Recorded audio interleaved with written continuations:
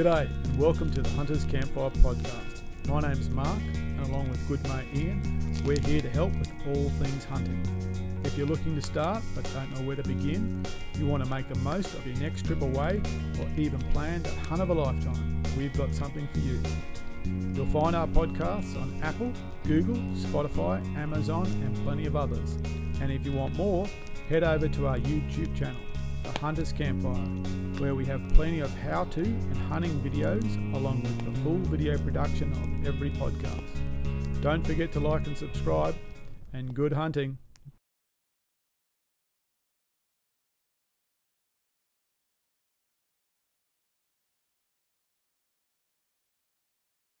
Hey, Mark. Hey guys. And for those listening, tonight we have Rob Borsak with us, Rob is a current and serving, I suppose, long-serving member of the Senate in New South Wales, and is are you a founding member or one of the founding members of Shooters, Fishers and Farmers Party? Well, it was the Shooters Party in the day. That's right, yeah. I wasn't a foundation member, but I was very close after that. I actually was the chairman of the party when John Tingle, I launched his first election, and was the chairman when he was elected in 1995. So yeah, that's right. And I've had a long involvement with the party. Yeah, and I never realised that John Tingle's daughter is the writer for the ABC. Yes, yeah, she's she's a lovely lady. I didn't realise that until after John passed away, and she wrote a piece about him, and I went, oh, yeah, there you go. I didn't know the connection. Yeah. So tonight, basically, I suppose is a bookend to our original conversation with Mark Banasiak. We've got Robert on, and to kick things off, we've already seen, for those listening, had a quick view of his collection of trophies, but what we'd like to do, I suppose, to start is, Rob, just give us a rundown of hunting experience. Where would you like me to start? At the beginning? At the beginning. Yeah. That's a long time ago. Yeah. Look, my hunting experiences, I wasn't lucky enough to be born in the bush, or when my parents came to Australia, they were very much by themselves. I've got a brother and a sister, but of course, I came to hunting and shooting and fishing more or less by accident. I didn't have an uncle, although I found out that I have an uncle in Poland who I have hunted with. He's passed away now, but so I suppose it's in there somewhere in the DNA. Through school, I had a mate of mine whose father had a farm down the south coast, and I bought a shotgun, a new but a Savage single barrel, and we used to go down there and shoot rabbits, and that's how I sort of got started. And then we'd shoot. We did a lot of spotlighting because there were an awful lot of rabbits down there, and I then my deer hunting, which is really what I started to get interested in, was when I was about, I think, 17 or 18. I bought my first 243, and I joined the New South Wales Deerstalkers Club, and in those days it was really quite difficult to get a start anywhere. Deer hunting was a secret society, and you couldn't do it legal in Queensland and all the things that went along with it. And most parts of New South Wales you couldn't get access to, but there were places up in the New England where we could get access, and that's how pretty much I started that. Shooting, I think I shot my first fallow when I was probably 18, something like that. Shot a lot of pigs in between. All the sort of things you'd expect. Got a 4-wheel drive and went out and knocked on doors and got onto a few places over time. I was very much tied up in scouting as a young man. My father put us into scouts long before I even got a chance to get a rifle or a shotgun, and I went through all of that. And that was really, I suppose, part of what generated my interest in the outdoors and got us out of Sydney and various places, camping and canoeing and kayaking and all the things, and rock climbing and all the things we did. I'm actually an accountant by profession, although I retired in 2002. And I was working part-time, studying part-time, and also got married and had kids, and all of that all happening at once. And somehow or other, I managed to jockey in time to do a bit of hunting. I went overseas for the first time to hunt. That was in 1979. I went to the UK and Europe. Went and hunted shot seeker deer, fallow deer, muntjac. What else was there? And some roe deer in the UK. Did that on and off a few times over the years. We started a branch. This is very, very obviously shortened version of everything, but we started a chapter of Safari Club in Sydney in 1982. I was a foundation member of that, and that club is still going, although it's not called Safari Club anymore. I had a falling out with them when they wanted to take all our money, and I said they're not getting it. So they said they wanted their name back. I said, well, you can take it because it's worth nothing to us. Yeah, it's they said, oh, but we're protecting hunting. I said, you're not doing anything to protect me in Australia. Yeah, I need to have my guns first, and then I'll worry about hunting after that. Of course, and the irony is that John Tingle got elected in March 1995, and then we had Port Arthur, and we had new gun laws in 1996. And prior to that, I had as president of Safari Club, I started off as treasurer, and then I don't know whether you ever heard of Gordon Alford, but he was the foundation president of Safari Club, and then when he retired, he asked me to take over, which I did. And we spent a bit of time and money trying to lobby. We went to Canberra to talk about import laws. We walked all over Parliament House in Macquarie Street, where I've been for the last 13 years, talking to people, and basically treated it like a dog turd. Oh, you're a shooter, especially after 96. Oh, you're despicable. We don't like you people. Go away. So yeah. I kept my involvement in the party. I stayed on as chairman until 1999. I sort of stepped back from it a bit because I had to get back to work. I retired in 2002, came back onto the state executive in 2003. We started the Game Council in the Game and Feral Animal Control Act passed in 2002.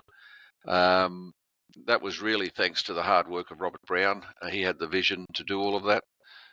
He was chairman for a short while, then he had to go back to work, and he said to me, will you take over as chairman? I said, oh, thanks very much. And I was chairman up until 2010. We made some fantastic strides, and then 2011 we had a new government. By 2012, O'Farrell trashed the Game Council, trashed everything that we had taken nearly a decade to build under Labor. And that was my introduction to dealing with the Liberal Party and the National Party in New South Wales. We had nearly 1.8 million hectares of state and Crown land under the public land hunting program, etc., etc. I could go into more detail there, but I mean, there's not much point. I'm actually, just to fast forward, with this new government, I'm actually actively engaged with them at the moment in setting up a new hunting and fishing authority. Yeah, hopefully we'll get that up and running next year. There's a whole lot of things that these people are perhaps a bit disposed to do for us because, as I say, they're minority government in the lower house, and we don't have any pull there since our rats deserted the ship and thought about themselves rather than fuck shooters. We're looking after ourselves, even though we got them elected. I got them elected, but that's okay. But what we will do is hopefully get that up and running again, and as a self-governing authority rather than what it's become now. Even though O'Farrell trashed it, he couldn't actually destroy it because it's actually in its own right too important now. We've got about 1.3 million hectares of public land running at the moment from a hunting point of view. We actually did at that time have an agreement to get into 73 national parks, and he reneged on that as well. I remember that. Yeah, it was all very nasty and put a very bad taste in my mouth, in Brown's mouth.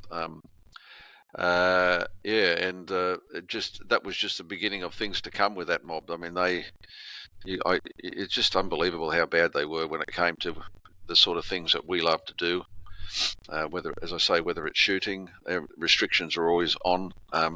Whether it's hunting, as I say, first cab off the rank, he trashes the only real public land hunting program in the whole of Australia, which took us over a decade to set up. Robert and I and a few other people who on the committee of that hunting authority, the Game Council, we actually booted it from nothing. It literally did not exist, and we had to write all the manuals, sort out all the protocols, hire the staff. It was a really really good thing. But hopefully we'll get it back again, bigger and better. If this current government has the cojones to do it, and I think they're already making noises that they're interested in. I've got a bill which I will run probably when we come back after Christmas, called the Right to Hunt Bill, and that is that's effectively the core of it is to set up a new hunting and pest management authority in New South Wales, which will take over from where the thing sits at the moment within the Department of Ag, and have it set up similar to what we had before, and that was an organisation that actually went out and promoted hunting and promoted all the things around it, the culture and all those things. So in between all of that, that's on the political side, but my interest in has been obviously hunting all over Australia. I think pretty much I've hunted all the species of deer probably 3 times over. I've hunted all over in New Zealand, North America, elk, you name it, whitetails, pronghorn antelopes. There's still some stuff over there I'd like to get. Up in Alaska, I shot a 10-foot 2-inch brown bear up there on my second or third trip back in '95. I'd hate to think what it costs to do that now. I've got a big moose here, 72-inch spread moose. Again, I shot him up at the top end of the Alaska Peninsula in '92. I got a elk, 12-point elk I shot in the snow in New Mexico in about 2007, I think, or 2008, something like that. I could go on. I've hunted in Africa, mostly in I've done in South Africa, Zimbabwe mostly, and also in Namibia. I've done 3 or 4 trips to Namibia. I've done probably half a dozen trips to Zimbabwe over the years. I've shot 8 elephants in that period of time. I've shot kudus, lions, Cape buffaloes. Probably the only thing I haven't bothered with is rhino, because I don't think they're a sporting proposition anymore. But yeah. Have you shot a springbok? Red deer in New Zealand. Tar hunting. Got one. I've got about 3 or 4. You haven't shot a springbok, have you, Robert? Because your opportunity is right here. I can see the shirt. Yeah. Okay, all right. Go away. That's right. I'm glad Eddie Jones went back to Japan. Oh, there's a conversation. I think Ian's a bit sore on what happened on Sunday morning. Brian Boyle, who works for me in Parliament House now, he used to be the CEO of the Game Council, and he's a failed Kiwi, and he's walking around with a drooping lip at the moment since they lost to the South Africans. Yes, well, that's Mr. Boyley, that's for sure. That's right. Well, we hunted with him last year, in fact. Oh, did you? Whereabouts? Northern Territory. Oh, went into the Territory. Yeah, okay. Yeah, we hunted with him with yeah, that's right. Well, he was, because I used to talk to him occasionally after he got sacked by the government here in about 2012 or 13, and then he found a job up there and made a home up there for 10 years or whatever it is, and he said to me, I want to come back, and actually it was a good thing happened. One of my staff left, and I said, well, you want to come back and work with me here, and let's make some waves. And he said, do I what? So he came over. He came about this time last year. He came down, and he's working with me now. And I wish I'd have had him back again 4 or 5 years ago. But anyway, there's a whole lot of things that we can do, and we have been doing. Which he's got the skill set that I don't have. He's got the science background, and I think he's got a master's degree in deer or whatever you call it, and a whole bunch of other things, and we're writing submissions and doing things, But he's a good, keen man, as they say. So yeah, You've got a nickname up in he territory that we us probably won't share on the podcast, but it's hard. Brian Beebe. Right. It was it's hard to imagine him outside of his hunting attire and working in government. That's I have to wrap my head around that one. He's a good egg. Yeah, well, he doesn't dress much better in my office either. but he doesn't have to. His knees are just about stuffed, with all this bloody karate he does, and he's heading for a knee replacement. But I'll still squeeze a few more years out of him and see how it goes. But yeah. He's living up in Newcastle. Yeah, he said. Well, when we were up there, he thought he was going to be the last conversation we had with him that he thinks, I'm going to be here for another year or so, and then he literally said, well, I'm heading back to New South Wales very quickly after that. So things must have moved pretty quickly for him. But yeah, we spent a week with him on a private block outside of Mataranka, and watching him put a fairly significant dent into the donkey population. He does. He's got donkeys and horses. He loves shooting them. Yeah, he certainly does. So we had a great time up there with him, and we will be up there again next year, and hopefully we'll be hunting some of the contacts we met with him while we were up there. So rumour has it that it's great. Might even make a cameo appearance. I hope he does. I hope he does. And we actually wouldn't mind hunting with him down around Newcastle, or a bit in the New England now that he's down in New South Wales. So yes. Oh yeah, there's plenty of opportunity. He's a favourite of ours, that's for sure.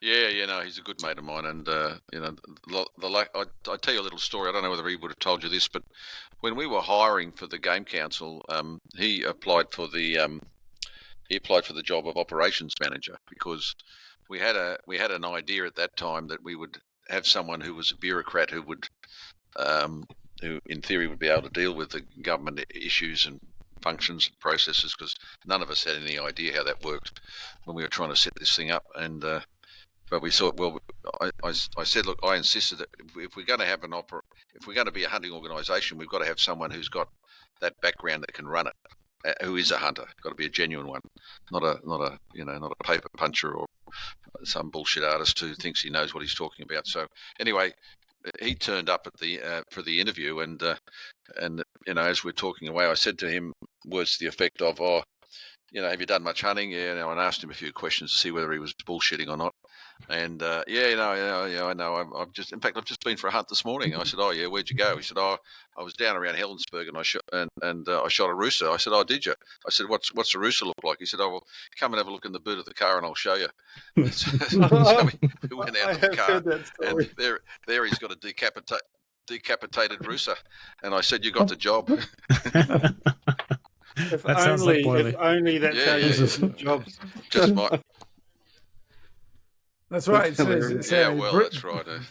Bringing his own office decorations. That's a confident move. That's a confident move. Yeah, that's right. He had a decapitated rooster in the boot of the car. I mean, you couldn't be more genuine than that. Sure. Hey, Robert. Before we move on from all the stories, would you mind giving those that are watching this a round tour of your we'll call it the man cave, your office there, with all of the trophies and bits and pieces you've collected? The billiard room. It's actually I live in an old Victorian house in Ashfield in Sydney, which built in about 1883, and this billiard room extension was about 10 years after that. And it's not ideal because it's got too many windows, but I've crammed about as much as I can in here at this stage. So okay. There's a fair bit of stuff there. Where am I? Oh yeah, I'm just trying to think. I'm orientating myself. Yeah, I got my sheep there. I like the sheep hunting in North America. Oh, look at the sheep. They got the kudus and. Yep, the full mount sheep coming down. Bighorn. And there's actually two of them there. Actually, there's one. There's a bighorn, and then the doll sheep coming down the hill, and then Is that a Cape those buffalo lights. there? Yeah, I've got two. You see one Cape buffalo there, Down low. Yep. the big black fella. Yeah. And then There's an eland. Yeah. He's got his head down in a sort of sneak position. Yeah, There that's is right. there is two there, but you can't quite see the other one. There's a The red. lights are a bit big bright. red there. Yeah, there's a red And there then, next to the Cape. Yeah, I got that red deer in New Zealand, of course, and You then can see his tips there. Yeah. that back wall I've got sable, and what else have I got there? There's an eland. There's a kudu. I've got There's a properly mounted springbok. That's the way I like to see them. There's even a good looking goat there. There's a feral goat Yeah, there. there's a couple of 42-inch plus goats there somewhere. There's the Kudu, sika. pronghorns. There's a samba, barren ground caribou. Which way That's am I what going? that is. That's it. Yeah. Well, actually, I've come around the wrong way, but no, I've come around the right way. And then See the moose. There's a yeah, moose. the moose there. you can just sort of see his antlers poking out of the corner there. Yeah. Yeah. There's There's a a mountain moose. caribou there, and then another pronghorn. Pronghorn. The tar. The tar And there then, and a chamois. And I a can't chittle. show you the bear because he's in the front foyer of the house. He's not in here. There's No, I a don't chittle think so. there. What else have I got? I've got a lion skin here somewhere. I've been pretty lucky over the years. Tar. Although I'm not sure how my knees would go these days if I was running around tar hunting. Unbelievable. Then you've got my ugly head again, and then Wow. I got some Good sika job. there, some roe deer, nilgai from Texas. What else have I got Yep. there? Our dad, mountain caribou. My whitetail's in the other room. Yeah, there he is. See him there? Yep. That's it. That's a New Zealand whitetail. And that's sort of. There's a warthog here which I haven't unpacked yet. Down there, he's still from one of my trips. I don't know what I'm going to do with him, but anyway. And I've got a caracal wrapped up in that plastic. So I shot that in South Africa in about 6 or 7 years ago. And I of only course, just got it back from the taxidermist. under all that, there's a billiard table. Yeah, well, I don't get to play billiards very much on it.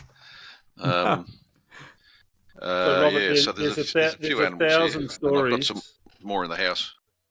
There's 1,000 stories on the walls. Can you pick one out and talk to us about the particular animal in the hunt? Is there a favourite? Oh, I think, I wouldn't say it's. Well, I suppose they're all my favourites really, because they, as you know, every hunt, brings back different memories, and some are good, some are bad, some you suffer under, some you don't. But probably this tar. That's why I got him full mounted. I shot him in about 1986, I think it was, up the Havelock arm of the Wongatata, and I think it was. Anyway, unbeknownst to me, 18 months earlier, I had completely torn my anterior cruciate ligament on my left knee. And of course, I did it hunting. How else would you do it? But most people in those days did it when they were skiing or something like that. And it took me from about 19, whenever it was, it took me 4 or 5 years. And I climbed from the riverbed to the tops, chasing tar over a 10-day period.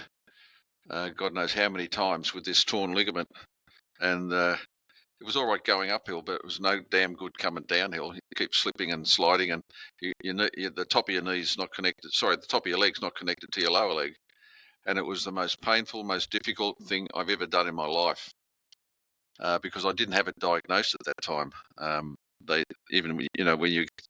went and had it X-rayed, and I whinged and moaned to the doctor, and I had a fool of a doctor who couldn't identify what was wrong with me.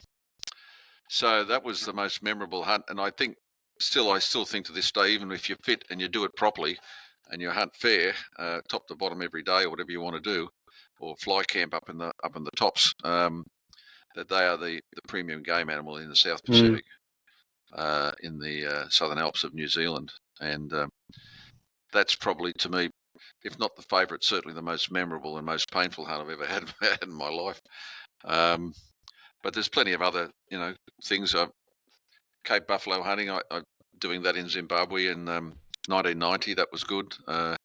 Some of the elephants I've shot been a little bit scratchy at times, a little bit dangerous. But what else? Yeah, I mean the moose I shot in Alaska. You mentioned eating elephant, didn't you? In Parliament once. That's what I remember. Oh yeah. The Greens were what trying to possessed stir you to me put up. yourself under that spotlight? Oh well, I'm proud of what I do. I don't care what anyone says about Sure. me, and I believe in these fools who think that this stuff doesn't happen have to be brought back to reality. So I don't hide what I do. I've got deer heads all over my office in Parliament House. I don't hide what I do, and I'm renowned for it now. And if they don't like it, well, yeah, they can do the other thing. And someone said to me in the House at one stage, because they discovered that I had been elephant hunting. Well, they didn't discover it. I told them where to go and find it. I wrote a couple of articles and I stuck it on John Hahn's website probably 15 years ago, and on a hunt that I did in Zimbabwe, and someone said to me, "Smart ass, I suppose you eat it." And I said, "Of course I ate some. I mean, have you ever seen how quickly the locals eat an elephant? You'd be amazed. Within 5 or 6 hours, it's just a red smear on the ground, and that's all gone, the whole lot." And they asked me whether I want some. I said, "Well, I'm not going to say no. I'll give it a try. I wouldn't recommend it to anybody, but No.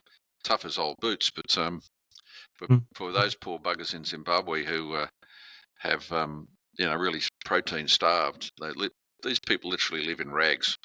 And when we go over there, we take bags and bags and bags of clothes with us as well, and we give it out.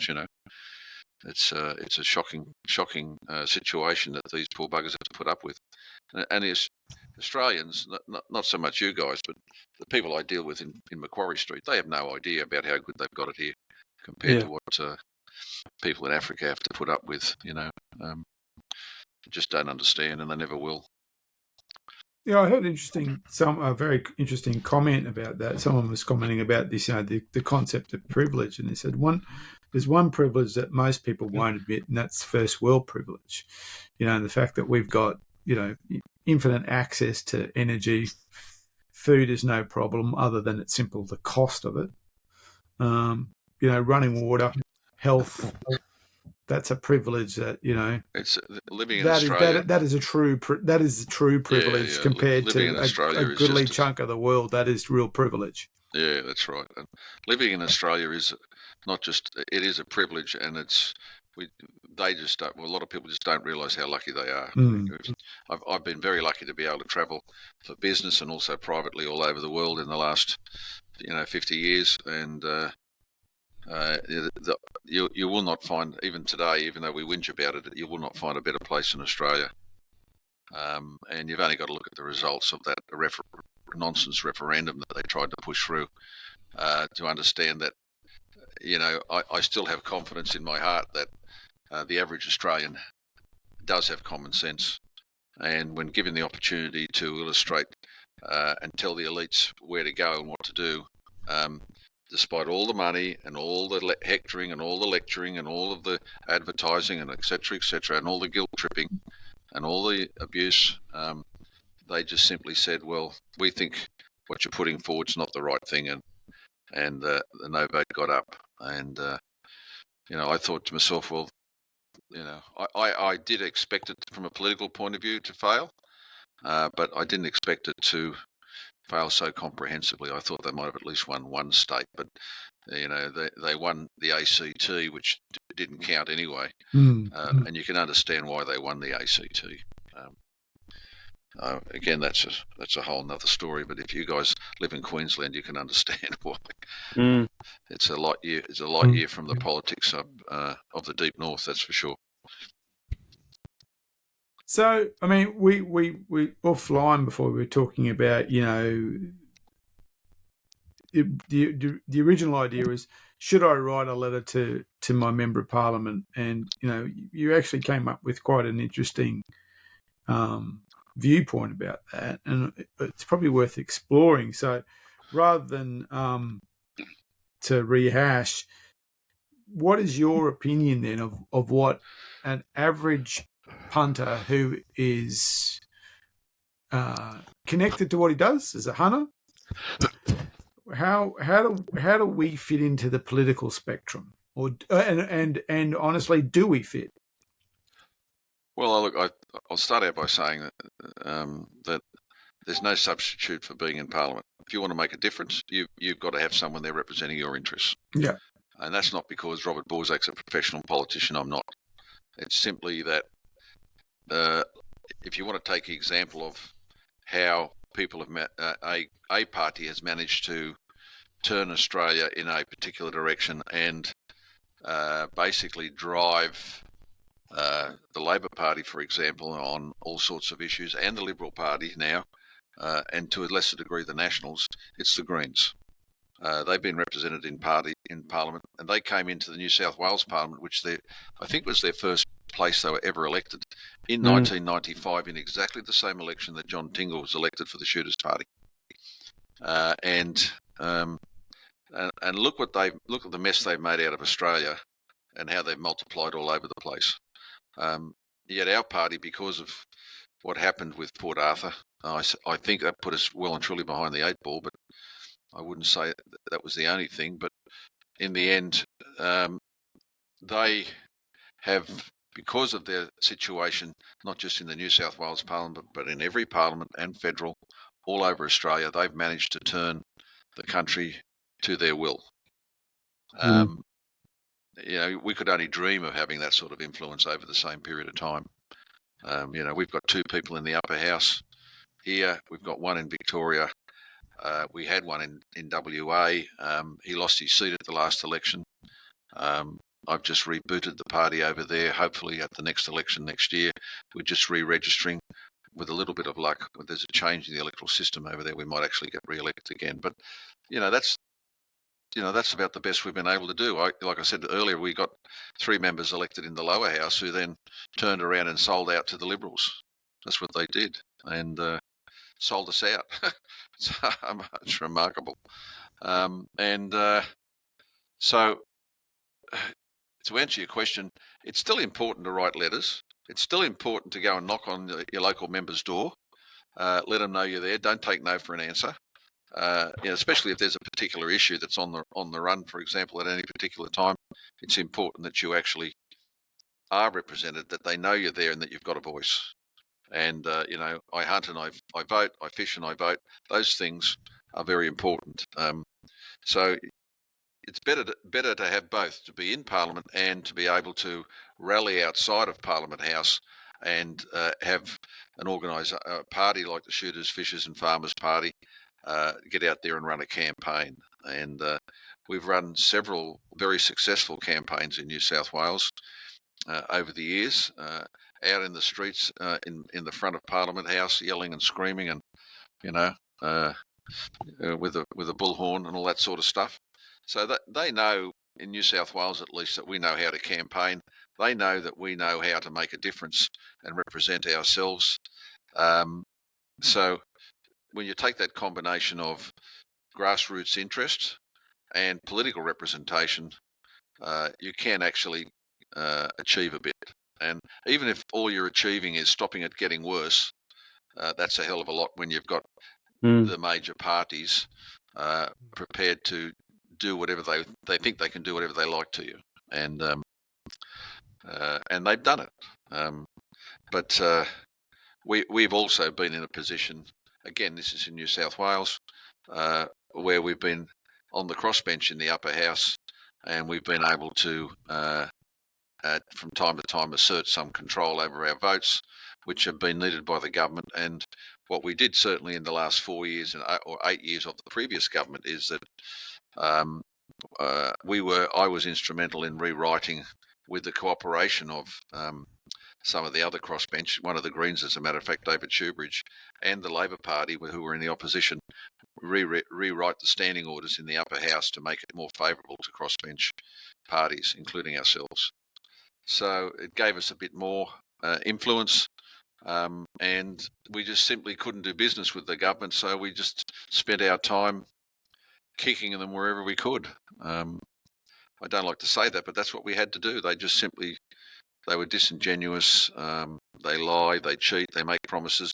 We did deals with them. We did deals with Mike Baird, for example. I mean, at least Barry O'Farrell was a skunk, and he dudded us, and he did it publicly. And he called me for everything under the sun when he left Parliament. But I paid him back politically. But Mike Baird, when he became Premier after that, he just woke up one morning and said, I think I'm going to ban the greyhound racing industry because these people are despicable. And, again, it's a long story, but I won't bore you with it. But I actually had a lot of contacts in the industry, and we started a campaign to save it, and we saved it. And it's going quite well today. In fact, it's probably better now than it was before, because it's probably a little bit over-regulated in some places, but it will settle down. But at least the industry's there.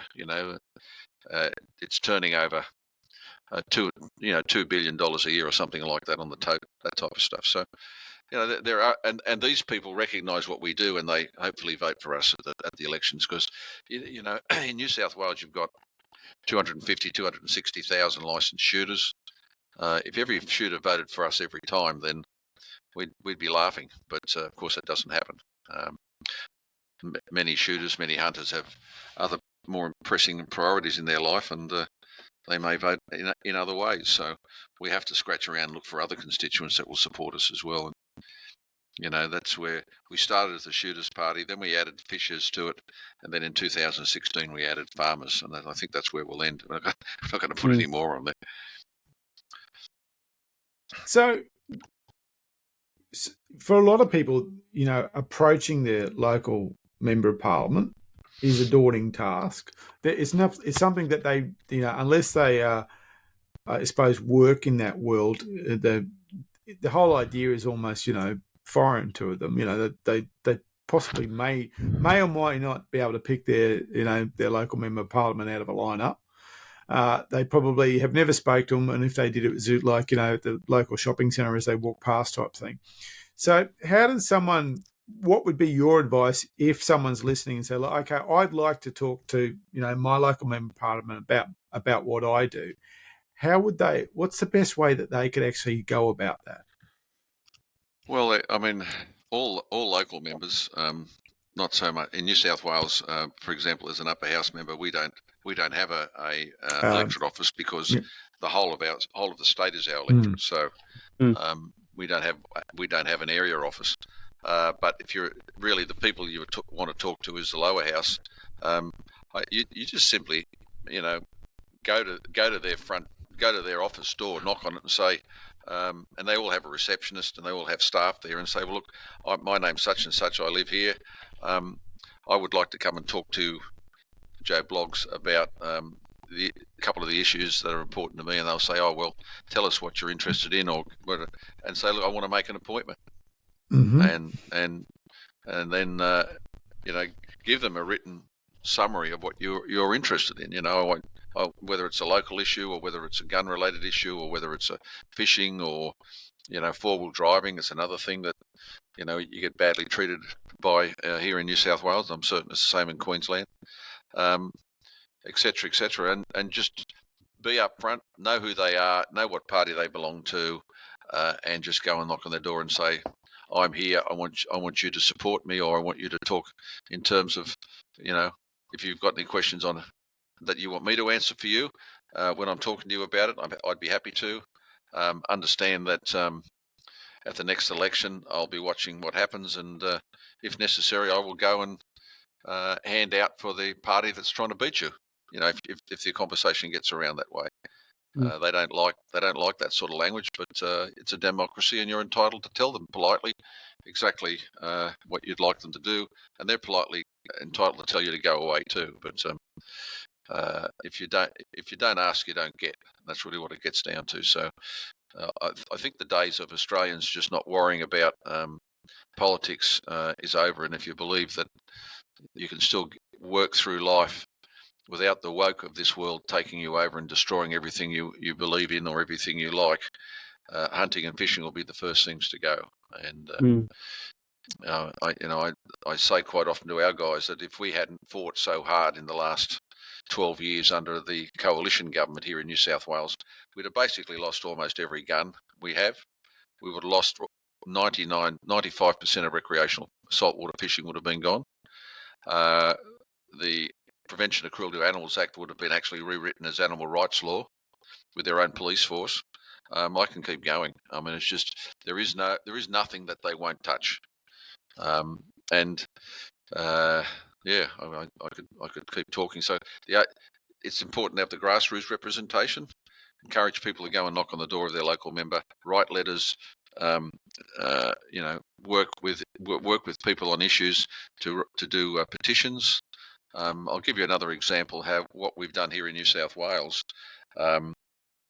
About 5 or 6 years ago, about 5.5, 6 years ago, I negotiated an MOU, a memorandum of understanding, with the president of the SSAA at the time, who he's still there now, Lance Miller, in New South Wales. And basically, what the MOU says is, look, we're happy to work together. This SSAA's got 66,000 members in New South Wales, so it's an organisation that's got that can be noticed by government, and it's important for the government to know and notice that we're working with them. And so we've done a few campaigns on a few issues where we've been successful in turning the government's ideas around, and that was under the old government, and the new government, of course, the Labor Party, which is a minority government, doesn't want to rock the boat, but they do recognise that there's an alliance there now that we can work together on. And we do it through petitions. We did it through direct representation. Them, for example, writing to their members and telling their members to go and see their local members, just as we're discussing now. All those sorts of things. We don't tell them what to do. We can't, but it's a memorandum of understanding. We're working cooperatively together for the same goals. We're helping them with shooting ranges.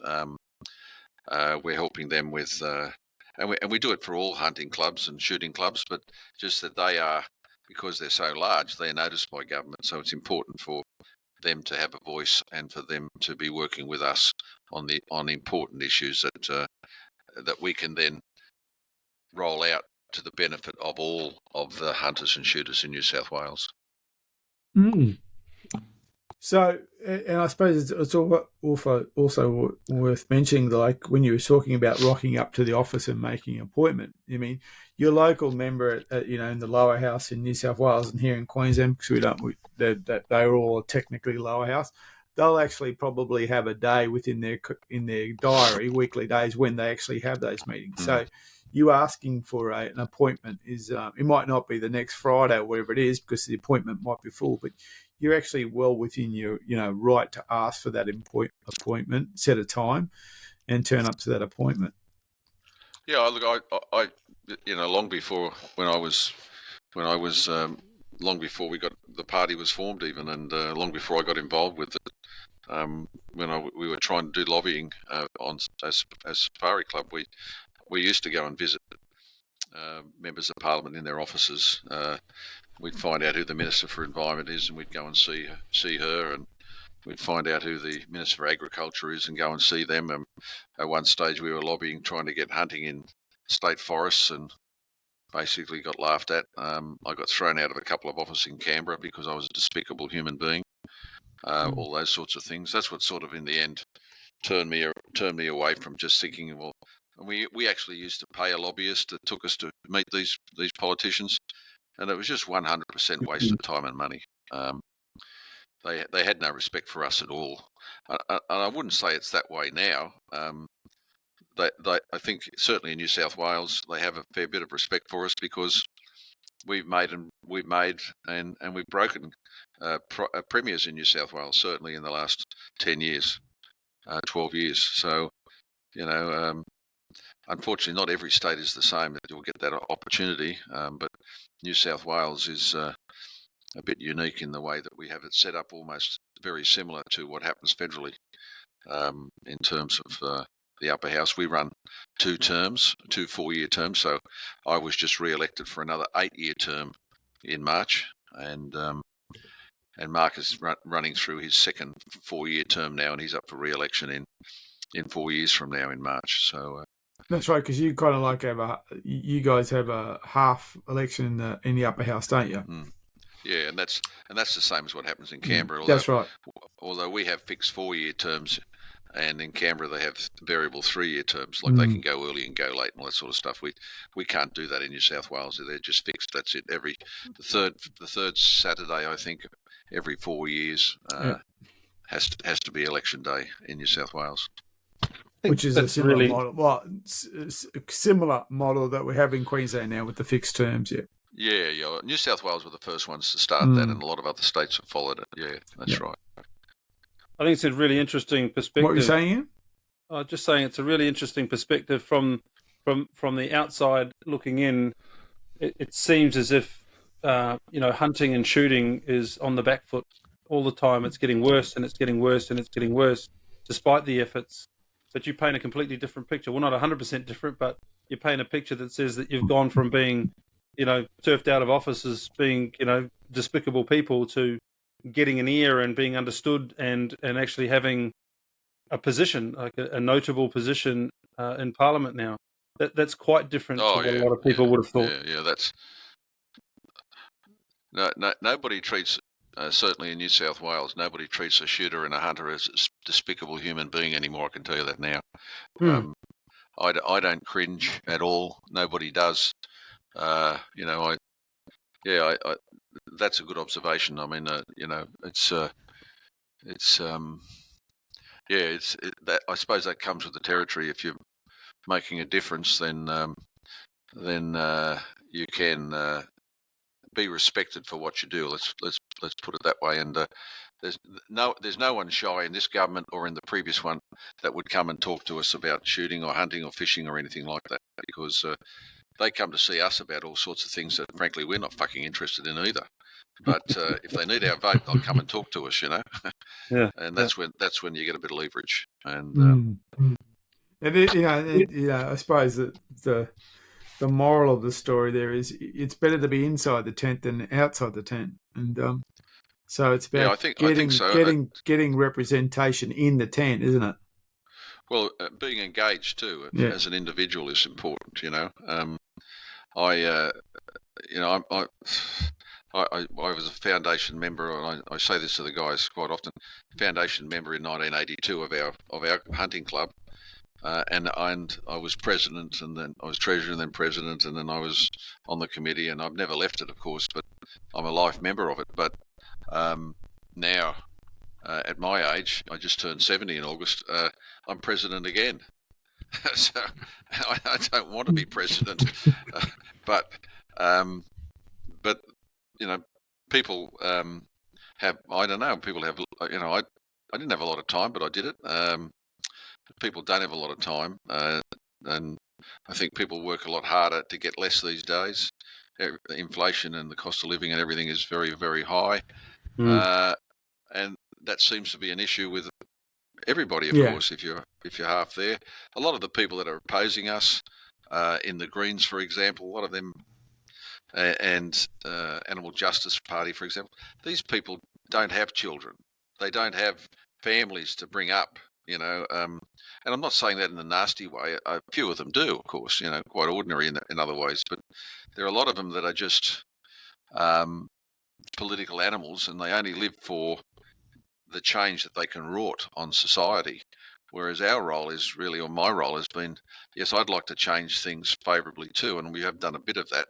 But our role, certainly in the last 12 years that I've been in Parliament, because I came in at the tail end of the previous Labor government, has been really one of defence and trying to do the best we can to keep what we've got. And I don't think, apart from getting a change to the paintball laws in New South Wales, which was about 4 or 5 years ago, I don't think we actually got very much done, other than we stopped them on an awful lot of stuff when it came to reclassification of firearms, or we had an ammunition bill where they were touting around.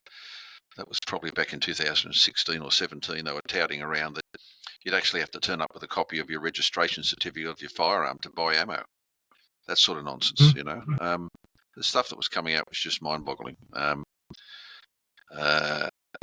This time round, new government, new approach. Again, I find, generally speaking, the people in the Labor Party are, in New South Wales at least, I don't know anywhere else, are a little bit more down to earth. It's easier to talk to them. They've watched us in action in the place since 1995. If it's not me, then it was Brown, or it was Tingle, or it was someone else. Now it's Mark, or it was Roy Smith. They can understand what we're all about. They don't necessarily, as I say to the guys, they don't have a hard on just to do us over because they can on guns. I don't believe that that's what their agenda is, and especially if they're in minority government, well, they don't want to offend too many people. And what we've shown is that shooters can be very effective campaigners. While what I've done since 2012 is there's an organisation in the United States called the Leadership Institute, and it's a conservative training organisation that trains political activists in the conservative side of politics in the United States. And we send our people over there to do the education courses. So in other words, learn how to do politics, because I've done 2 courses myself over there. We've just had a group of 3 of our guys just come back from there doing a political fundraising course, and you can do a candidates course, you can do a campaign managers course. There's 100 different things they operate on and offer over there. The level of sophistication in politics is so much higher than what it is here, and in a small party like ours, we can't afford to make the mistakes that the major parties have made in the last 100 years. That's taught them how to do politics properly. As soon as we make a mistake and we lose a member, that's the end of us. Yeah.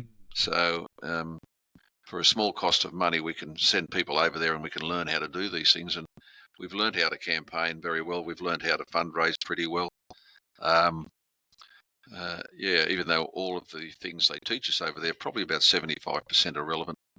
The other 25% would be specifically relating to the United States. So there's a whole vista of things that you can do if you have the money and the organisation and the structure and the interest to get it done.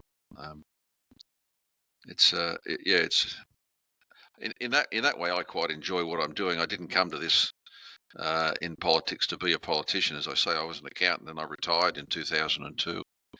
And that's one of the reasons why there's so many dead animals in here, because I got around as much as I possibly could in that period. I haven't actually done a lot of hunting since I went into Parliament because the workload is crazy at times, and other times it's dead boring. But 12 years with the coalition, we always had something to campaign on and go after them on. Always, it just went without saying. They were always cooking up something that would end up doing us in on some small way. Whether it was, I'll give you are you guys? Are you getting bored yet? No, this is fascinating. I was actually going to make an observation that what's really interesting in what you're saying here is that, all too often this kind of is described as a really kind of binary. So if if you're this side of the gut politics, this is how you look at the world. If you're this side of politics, this is how you look at the world. What you're saying is that it's, there's many views of the world, and there's many, we may all agree that cats need to be skinned, but the approach of it is up to the individual type thing, Yeah, that's right. I think, look, the thing that did us, if you're just looking at it purely from a gun ownership point of view, the thing that did us in was back in '96 when they went bipartisan. In other words, both of them, they swim around. Oh, we go this way, we'll follow you. That sort of thing. From a political point of view, you have to try and work a way that you can put a wedge in there that will stop one party or one group, the opposition or the government, whoever they happen to be, or the 2 major sides, whether it's Labor or whether it's coalition, and see what you can do to try and put a wedge in there to stop that one size fits all approach to things. And That's difficult, but it's not. Nothing's impossible. And I think in New South Wales, it is difficult. It's almost impossible in Western Australia. Queensland traditionally have been pretty good, but things change, and there's on a lot of issues now. There's very little difference between what the coalition are prepared to do to you, whether you're a shooter, a fisher, a hunter, a four-wheel driver, and what the Labor Party will do to you. There's not a lot of difference between them. That's what I found in New South Wales, anyway. Until you go to the. What do you think that is? What do you think that is? Is it because is the difference more? Is the similarity because the fact that both parties are drawing people primarily from one strata of society? They're mostly coming from the same kind of schools, went to the same kind of universities, kind of live in the same area, kind of know the same people type thing. Yeah, well, I think that both of them have a constituency, right? Still on the edges, the right and the left. But so the war is for the middle, as it always is. There's also been a general move in politics in Australia, and I think it's probably across the whole of the Western world, where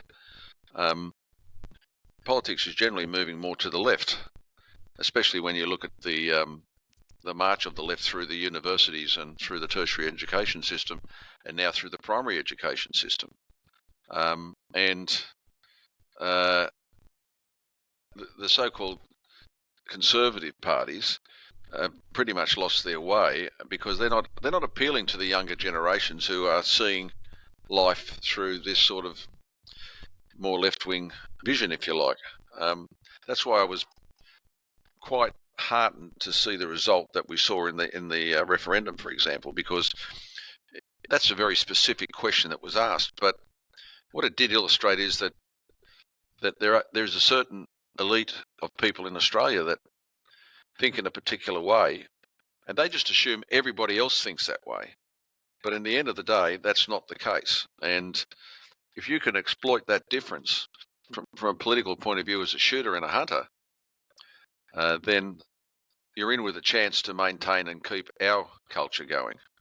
And that's one of the big things that sort of come through to me in the years I've actually been in Parliament, is that I talk about hunting and fishing now as cultural activities, whereas I never thought of it that way before I went into Parliament, or even, you just go hunting, you just go fishing, but I've got a right to do it. Well, actually, no, you don't have a right to do it. And given the right circumstances, it doesn't matter what the government is, whether it's Labor, Liberal, National, certainly Greens, Animal Justice, if they're involved, they'll take it off you because they can. That's what it gets down to. And so you have to understand that, and the people that you talk to have to understand that when they're not always going to have a right to fish, for example, go fishing. And you've just seen what they've done in WA. New South Wales in 2018, they were going to declare 23 new marine parks, including the whole of Sydney Harbour, that's probably 95% of the best recreational fishing reserves up and down the coast. 23 new ones, and that would have effectively finished recreational fishing, saltwater fishing in New South Wales. And we got out and campaigned against it, and that was the Liberal Party doing that, cheered on by the National Party. Niall Blair, who was the leader of the Nationals in our place, in the upper house, was the Minister for Agriculture, and he was pushing this thing through. 2 years ago, the Minister for Agriculture, again based on instructions from the National Minister for Agriculture, based on instructions from the Liberal Party, was sponsored the changes to the Prevention of Cruelty to Animals Act that would have effectively made it, well, almost illegal to catch fish, to tell a dog to go and chase cattle or sheep. I mean, the stuff was mind-boggling. And to what end? Like, you got to wonder what the point of it is. So why would you stop average Joe going and catching a fish? Because they're worried about their feelings. Is this where we're going? Because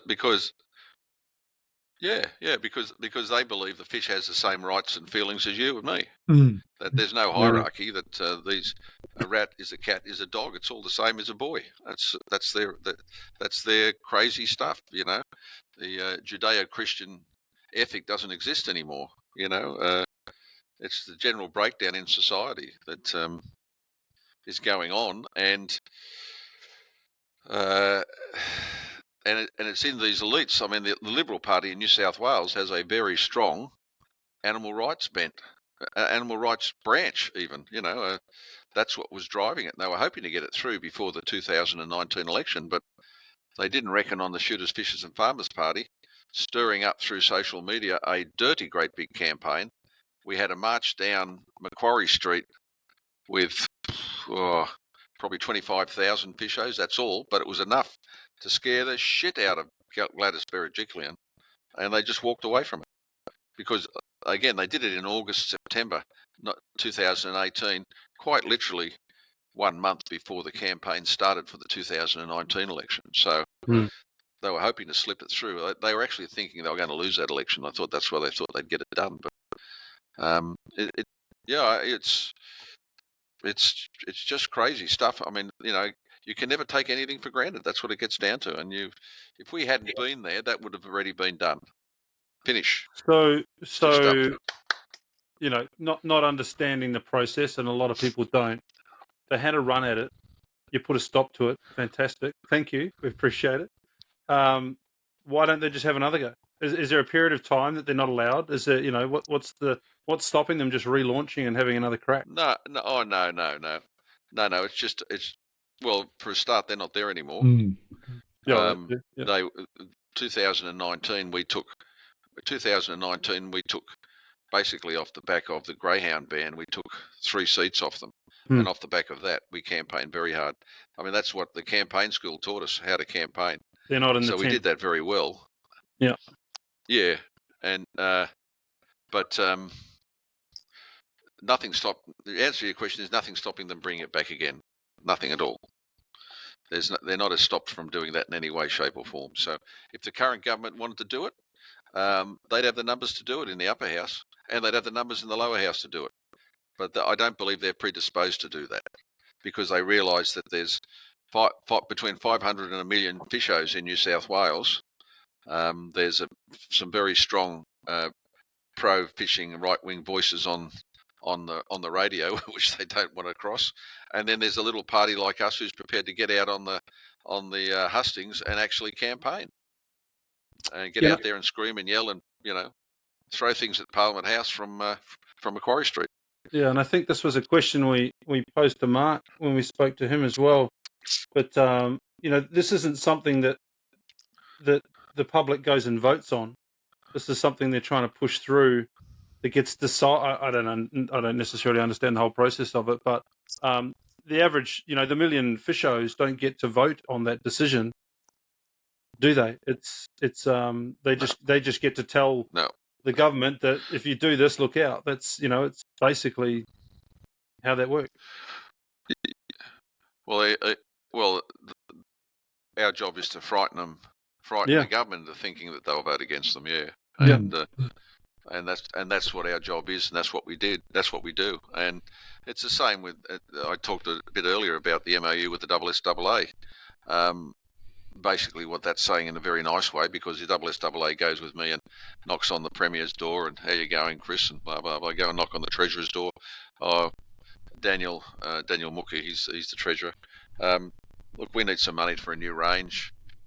We need. I'll give you another example. In our falling out with the last government, we have a thing called the MACOS program, which is basically a shooting grants program that was set up by John Tingle going way back when he first came into Parliament with Bob Carr, the then Premier.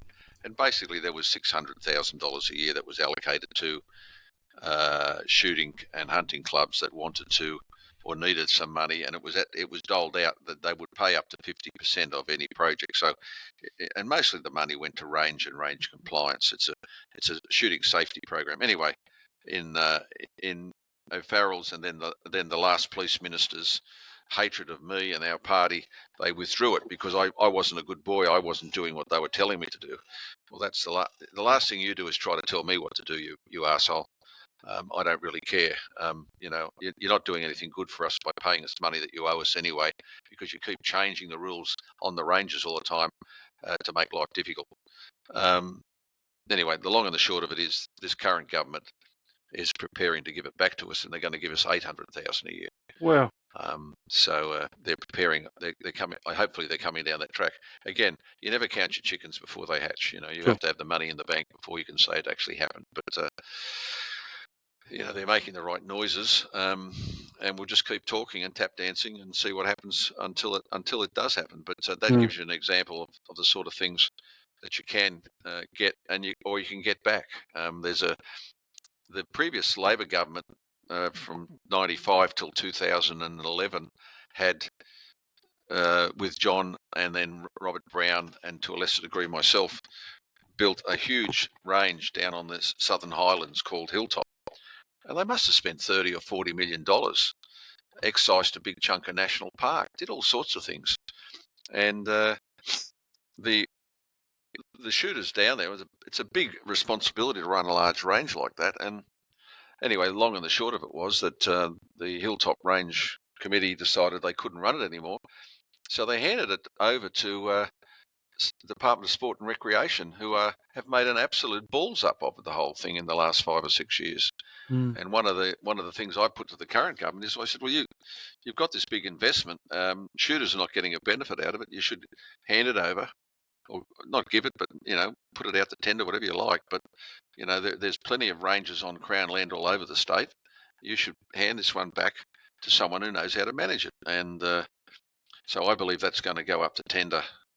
And SSAA and maybe one other club, other organisations can put their hand up and say, look, we'll take it over, because it's probably losing the government about $1 million a year. But if we were to run it as shooters, we could run it properly. Do it with volunteers. You wouldn't have enough space on the range to get out there and shoot. And then there's new ranges we need in New South Wales as well. There's one of our oldest ranges out here, Silverdale. That's probably in the next 10 to 15, 20 years coming to the end of its useful life. That's got to be replaced, and so on and so on and so on. So there's a lot of grassroots stuff that can be done just talking to government. And if you talk quietly and nicely to them and you work with them a bit, maybe we'll get something. If they want to kick us, well, they know that I've got big size 12 shoes. I can kick them back in our own little way. And they've seen what's happened in the 12 years of coalition government, where we did our part to get rid of them because they were not friends of the shooter. If they were friends of ours, then life would be different, but it's not. We talked a bit earlier about the Game Council. That was really a life's work for someone like Robert Brown. I put 15 years of my life into that, and that bum of a premier, because he decided he didn't like what we were doing anymore, just gave an order to abolish it, and within 3 weeks it was gone. Finished. And that's not acceptable to me. Not acceptable at all. And if you're in Parliament, well then it's behoved on me to try to do what I can to get it back and to put things back in the right way. I think there's an important part of that, though, when you said, you're saying it's your job, as you're talking about yourself and your party, to do these things. I think there's also, the other side of it is there's a job of the individual shooter or fisher. And I know that, traditionally these aren't political issues, but I myself and made a decision some time ago, and it's something that I'm quite happy to share with people, that I think you have to vote for what you want. So you have to look at your party, the party's on offer, the candidate's on offer, and actually say to yourself, is this where I want to spend my vote? Is this person going to look after what I think is ultimately important to me? And people might say, well, maybe shooting and fishing is not that important to them. But I know for me, it is remarkably important. And in fact, it becomes more and more important as I get older, because And again, like yourself, that idea of when I first used to do this, it was just me and I didn't even have a dog. In fact, it wasn't me and the dog; it was just me, and it was just something I did. But that idea of tradition and and culture, I think, become really important as you get into this, and especially when you start to have a family, because you want to see your kids have the opportunity. And they don't have to follow you, but you want to see them to have the opportunity. So it becomes beholden on you to actually say, okay, I've got to think about this more than just, every 4 years I've got to go get the sausage sizzle down at the local school and put a tick or a number against the box. You've got to think about what that actually means. And I think, and look, and I appreciate some of the stuff you said, because that's further that idea of thinking about who you're voting for, thinking about where your vote goes, and educating yourself before you get there. Yeah, I think, and a lot of these things and ideas have evolved in my mind, in the last dozen years, 13 years I've been in there now. And if you said to me, where's the time gone? Well, I don't really know. But we have achieved an awful lot for a very small party. That's really been put upon by everybody. And we've been in that. We've been in New South Wales for nearly 30 years. And hopefully we'll be there for another 30 years, long after I'm gone. Otherwise, I really feel that we are going to lose everything, simply because of the urbanisation of society. They do the things they do because they can. Veganism, climate change, every excuse you can think of under the sun, they will use against you. We've seen the transformation of the forests in New South Wales into national parks. When Bob Carr was elected in 1995, the state forests were 3 times the size of 4 times the size of the national parks estate. By the time he finished Labor finished in 2011, it was the other way around. And so we've seen a degradation and destruction of the timber industry, and that continues today in New South Wales. It's worse in Victoria, where they've just said they're shutting the timber industry down entirely. And it just goes on and on. And the animals that, for example, I like to hunt and you guys like to hunt, are all considered pests in Australia. Whereas we revere them for what they are, whether it's they're game animals, and that's the way we classified them in the Game Council. We put seasons on them and all that sort of stuff, and the farmers in New South Wales just hate what we did, and they blame us for the increase in deer numbers in New South Wales. I wish I could take the credit for that, but I can't. I'd love to be able to say, yeah, I'm responsible for the humongous number of sambar in New South Wales, the huge number of fallow deer all over the place, the appearance of sambar in the north coast, and the rooster deer, and it just goes on and on and on. But we're not responsible for that. The reality is that these creatures are, or these animals, I should say, they're not creatures. These animals are proliferating because the politics of management of these animals in Australia is totally unsuited to these large animals at all. You've only got to look at the debate, and I don't need to go into that with you now if you don't want me to, but I'm a deputy chair of the Animal Welfare Committee, and we're just about to start an inquiry into culling brumbies in Kosciuszko National Park.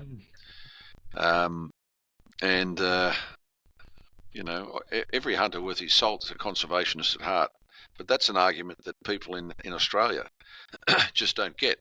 I coined the phrase conservation hunter when we set the Game Council up, and I had media ring up and say, well, you kill things, how can you be a conservationist? And I said, well, you don't actually understand that. Go to the dictionary and look up conservation and understand that in our environment, us taking out the animals that you think are feral pests actually is a large part of the conservation programs that you should be running, instead of the lock it up and leave it processes that happen certainly in national parks in New South Wales and in state forests up until the time we got some access. But they're starting to get it now, but I still got a long way to go, and they will never control the numbers of wild animals, the animals that we love to hunt and eat, doing what they do in Australia, because they can't, because they're becoming so urbanised, they can't bring themselves to even think about or contemplate killing an animal even. And that's why you get the animal rights nonsense coming up, and that's why direction plan. You know, what do you mean? chooks with the right to vote and all that sort of stuff. Sorry? I said, but Robert, they've got a direction plan. What do you mean? They've got it all sussed. They know what they're going to do. The National Feral Deer Action Plan. The National Deer Plan. That's about the third or fourth. In colour. It's ridiculous. Hey, while I'm talking, I keep wanting to take you back and then forward and ask you questions about stuff you're talking about, and I'm not quite sure what order to do it now. I'm going to go back to your comments about the MOU you had with SSAA, and it's not about that one specifically, but it makes me think about a topic we talk about a lot, and that is, having a united voice in Australia for shooters, hunters, everyone in our that loves what we do. It's great you've got an MOU with the SSAA. How much bigger could that be if that united voice was a thing? And why on earth can't we make that happen? Or is it just like you double the number, you double the power, you double the, the people that sit up and pay attention to what you're saying?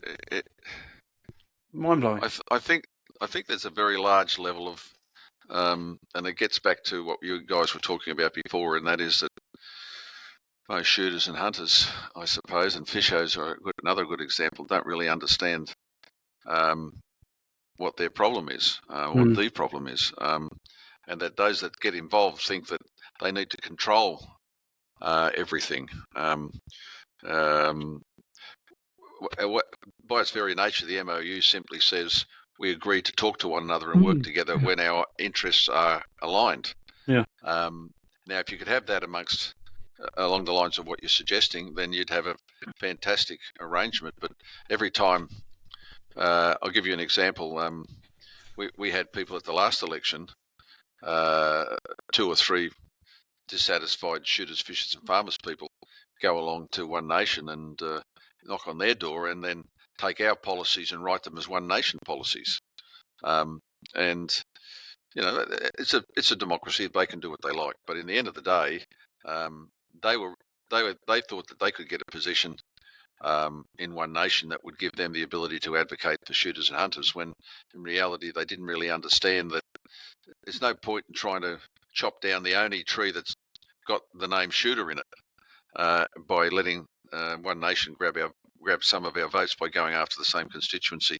So it got down to, you'll never ever have one voice representing all shooters, but maybe if you can have a number of voices that are at least mature enough to be able to talk to one another and understand where we're going, that may be all we can achieve. But I can tell you that's what happens with all the green groups.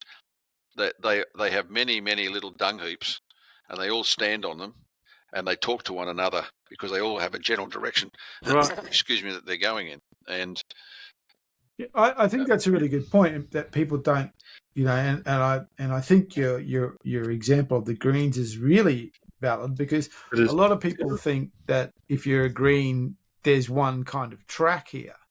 But if you know any kind about political, anything about politics in Australia, there's never really one track. There might be one kind of general direction, compass bearing, but there's never one track. And I think that's what the idea of a united voice, is a nice idea. But I think what's more realistic and possibly far more powerful is like this idea of the agreement to agree and disagree when appropriate, but we're all heading in that direction. Wherever that direction is, we're heading in that way. And I think that's, that's probably a more realistic and ultimately more powerful, because united voice kind of means one voice. And I think, I think that's right. That's right.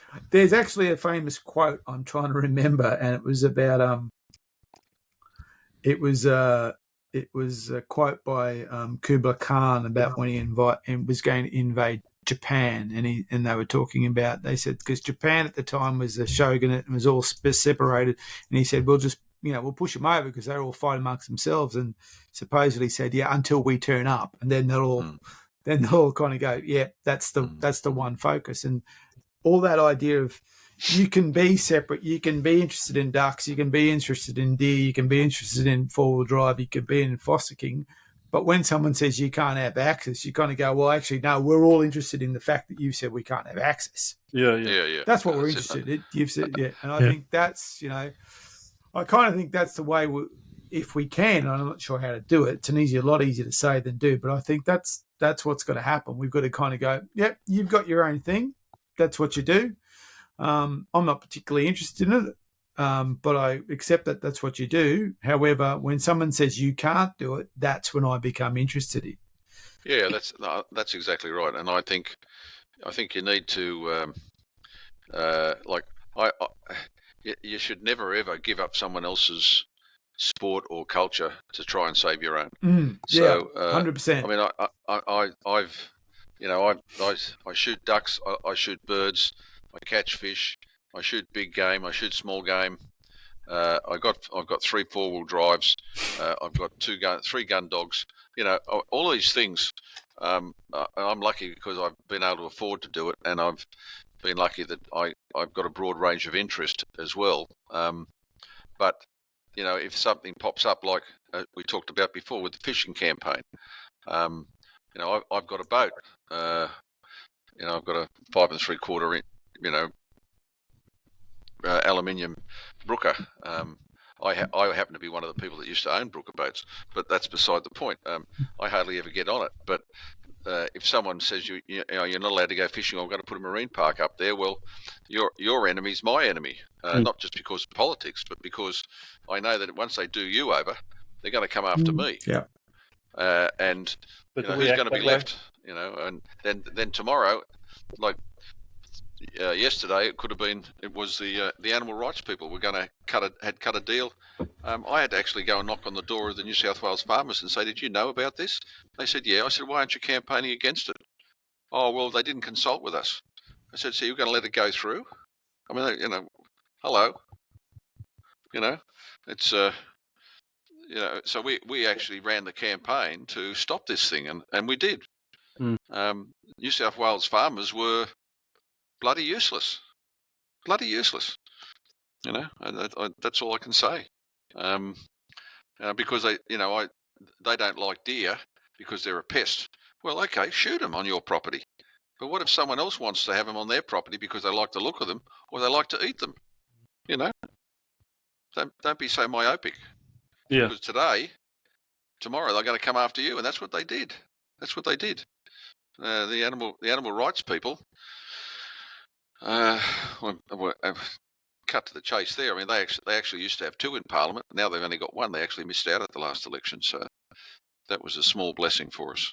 But then again, we got the legalized marijuana mob come in. So I saw a post recently you put up, getting back to that idea about national parks versus state forests, and about the fact that they discovered rediscovered quite a rare, macropod. I think it was a potteroo or something like that. Yeah. Long-footed potteroo. Now that's only because Brian came back to work for me, and I almost gave him a kiss when he found that one. It's actually a CSIRO paper on a program that they were running in the Bondi State Forest, which we've been conservation hunting since 2006, and the long-footed potteroo's never been seen there before. Most of the forest is pine forest. There's a bit of hardwood there, but mostly it's a pine forest. I'd hate to think how many deer, how many foxes, and I've seen sambar in there, fallow in there. They've all been shot out of there. Foxes have been shot, red deer have been shot out of there, everything. And then out of the blue comes the long-footed potteroo. So what we've done is we've said, well, okay, that's thanks to the programs of hunting we've been running in that forest. Been shooting bloody feral cats, you name it, everything gets shot in there. That's on the game list, except horses. And so what we did was we had a close look at the all the stuff, and we took credit for putting the program in place in 2006. And the continued management of the process, even though the Game Council itself disappeared, that program in Bondi and another 1.3 million hectares of forest is still running. Mm. And there's something like 12 or 15,000 conservation hunters with R licenses running around the state doing all of this stuff. So we said, well, you can thank us for that. And I got up, moved a motion to that effect, and I was unanimously supported by both the government and the opposition. So you talk about a change and a backflip. There it is.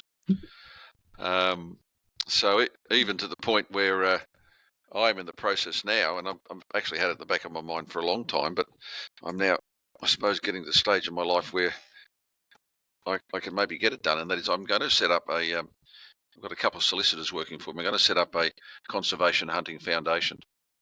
And just work it so that we can do the studies, do the advocacy, raise the money, and get out there and campaign for, not just in the political space, because I think we do that pretty well, but in the space where the Greens and all the preservationists are, because there's no one out there actually talking up our side from a conservation point of view. Yeah. And there is the best example of, a conservation result almost by accident that popped up in our soup. And it can only be really, by association, of course, because they can never prove one way or the other. Certainly national parks can't take the they can't take the credit for it. So, but we can, and we did. And there was another interesting thing in regards to CSIRO was they've just released a report about the effect of deer on habitat, haven't they? Yeah. And it's remarkably it's remarkably their effect on habitat is remarkably little, supposedly. Well, it's that paper was more or less dealing with or more so than anything, dealing with the likelihood of spreading disease. That's right. And it really basically said, and again, this is all thanks to Brian and his background and expertise, because I'm just a humble ex-accountant, but ask me where the money is and do a tax return, I can do that, but don't ask me to read a scientific paper. May have figured out how to that also was very interesting because. Sorry, I thought you may have figured out how to write hunting trips off to tax, Robert, maybe, judging on the number of heads in the office. Well, as a politician representing the Shooters, Fishers and Farmers Party, I do actually get a couple of tax deductions, but not so much for hunts. But there was another angle I was going to raise in relation to that stuff, but it'll come back to me in a second. But yeah, that whole process of what's there and what we're finding. Oh, that's right. It was in relation to that. I moved a motion in relation to that as well, and I got up and talked to it. And we're constantly told that foot and mouth and that sort of stuff's a danger in Australia, and that deer are going to be vectors for it. Well, the trouble with that paper that for the people that want to push this stuff forward all the time is that when you read it, and certainly Brian's background, when they had these huge outbreaks of foot and mouth in England, last decade or two, they didn't run around shooting the deer. They ran around shooting the cattle, shooting the pigs, and shooting the sheep. And I think he told me that talking to one of these fellows, they only actually killed 2 deer in that whole program. And that was because these deer were seen to be at one stage feeding out of a trough where infected sheep had been, or cattle had been habitually using. But when they tested them, they weren't positive. So this nonsense about if we have foot and mouth get loose in Australia, where it's the end of the world because we've got all these deer. No, it might be the end of the world because of all the pigs. We know pigs carry it. but there's no proof anywhere in the world that deer carry foot and mouth or are vectors of it. Same with the diseases that were in that paper as well. But there was one problem. I don't know whether you. I certainly was in my motion, and I think it was in that paper as well. There was an example in 2003 where a grey kangaroo in the zoo in Japan died of foot and mouth. Wow. So if you want to, the suggestion there being that if you want to have a real problem with foot and mouth, it's more likely to vector through the kangaroos than it is through the bloody deer. Well, which is kind of the same problem they had in the UK, where the diseases were vectoring through the badgers rather than the introduced species. Right. Yeah. Exactly right. So it's actually it was actually going through the native fauna rather than the introduced fauna. Yes, and they went around and culled the hell out of the badgers to get rid of them. Yeah, because they were the ones that were found carrying bits of pig or from one paddock to the next paddock to the next paddock to the next paddock as they hauled the meat around. Yeah. So anyway, I mean, this the thing about the kangaroos and the infection there. I can tell you that a few people didn't like to hear it, and the Greens got up and said that we had misrepresented the paper and everything, but no, we hadn't. And these papers were only very recently published.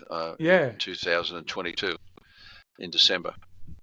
But so I think there is a very large opportunity, not so much from a political point of view, but from a research point of view, to be able to. If I can get the money, if we can get the right sort of charity status put in place, and talk some people into throwing some money into something like this, we can partner with a university, Griffith or someone like that, and start some research programs, do some advocacy for real conservation, not just the protectionism that we endure in Australia.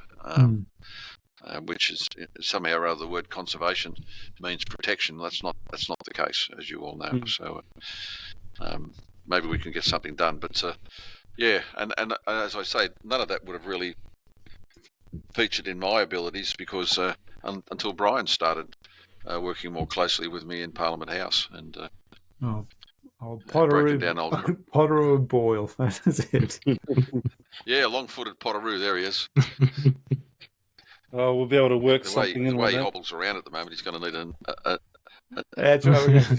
We're calling him Longfoot when we go on Macropod. Longfoot. The Boily Shuffle. The Boily Shuffle. Yeah. Yeah. He's going to enjoy this. Too much. He's a 5th Dan black belt, mate. Too much of that. Yeah. Getting a bit old for that now. Switching subject slightly. Another question that I had back when we were talking about Game Council and how it got basically canned overnight. Now it's back in a new form. How fragile is it? We love it. We absolutely love it. In Queensland, we've got nothing else. We're down there all the time. It seems like it's an incident away from being in trouble. Not that there's ever been one. There's talk of that sort of stuff. How fragile is it? Well, the program is still operating within DPI. Okay, so it's not fragile in the sense that when Brian and I were running it, after we'd been running it for a few years, one of the things that we strategically decided to do was to start doing econometric modelling on the value of hunting, public land hunting in New South Wales, and the statistics now are very easy to find, and they've just finished the 2023 evaluation of measurements. And although the minister hasn't released them yet, she told me she's got them, but I haven't seen them yet. But if you take hunting and fishing together, they're the 4th largest industry in New South Wales. Yeah, that's enormous. We use your report all the time. Yeah. And Brian and I started that. I think in the first year when we did it, it's worth something like $80 million, something like that, and we thought that's fantastic. And again, I'm just pulling numbers out of the air at the moment, but I think the last time it was done was probably 2019, and it was worth about $1.2 billion. Yeah, and employs about I don't know how many thousands of people. At the time, it was combined, it was just behind cattle, and I think hunting by itself was number 4 on the list. Yeah, that may be what it was. Yeah, and I think if you combine hunting and fishing together, it might be number 2 on the list. It was cattle, then the fishing, which was charter and recreational and hunting. Yeah, but if you removed the fishing component, it was number 4, which, I mean, it was like cattle, maybe sheep, something like horticulture, then that was it. So it was still incredibly significant. And I think also when you consider where that spend happens, that's also a really powerful thing as well. To answer your question, Ian, I think it's not fragile when you can throw those sort of numbers around. Yeah, that's good to hear. That's not to say it's impervious to attack, but but the next stage is, and we haven't got there yet, is, as I say, if I can talk the government into supporting my right to hunt bill, then we'll reenact a separate game authority and have it self-governing. Because one of the things we did with it wasn't only compliance; it was also promotion. And we used to actually get out to the shows. We used to get out all over the state and actually promote the culture of hunting. That's what we used to do, and we used to talk about. I was brought up being a trophy hunter, and I used to take a little bit of meat, but I was all about the heads and all that sort of stuff. But in the last 25 or 30 years, I'm about everything, every utilisation of every part of the animal, because I've matured and changed as well over time, and that's what the Game Council was doing. We're pushing out advocacy wherever we could possibly go.